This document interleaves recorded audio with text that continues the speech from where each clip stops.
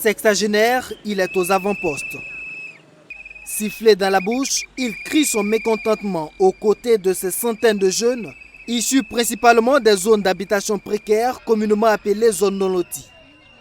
Leur mobilisation n'a pas faibli depuis le début de la fronde. Leurs revendications non plus n'ont pas varié malgré la récente sortie du ministre de l'Habitat pour tenter de calmer le jeu. Ils s'insurgent toujours contre le déguerpissement sauvage des populations sans mesure de relogement et surtout l'action des sociétés immobilières. Bon, ils disent que ce n'est pas le lotissement, mais c'est leur manière de lotir. Parce qu'on a vu qu'ils font des bornes et puis ils vendent des villas de 10 à 15 millions à des ans. Pourtant, nous sommes dans des localités zones non loties.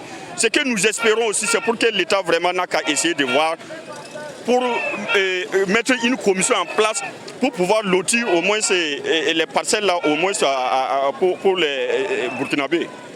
Parce qu'on n'a pas les moyens pour payer les parcelles de 10 à 15 millions. Il y a des riches qui ont toujours des parcelles et nous les pauvres, on reste là, on n'a rien. Pourtant on veut qu'une seule seulement pour dormir. Vous voyez que ce n'est pas normal. Voilà, c'est pour cela qu'on est sortis pour parler qu'ils n'ont qu'à avoir pitié de nous.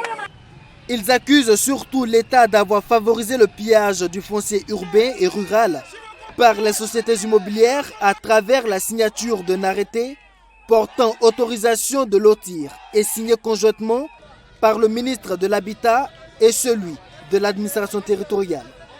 Le ministre Dieudonné Maurice Bonanné a pourtant apporté le démenti sur cette affaire lors de sa conférence de presse le 7 mai dernier. Mais la coalition des associations de défense du droit au logement maintient ses affirmations. Nous avons relevé que le ministre lui-même, avec son collègue de l'administration territoriale et de la décentralisation, ont autorisé le 31 décembre 2018 des opérations de lotissement dans toutes les communes rurales environnantes de la ville de Ouagadougou. Sur cette base-là, il ne peut pas nous dire le contraire. Ils disent ne plus avoir affaire au ministre de l'Habitat accusé de ne pas tenir ses promesses. La marche est donc menée en direction du Premier ministère.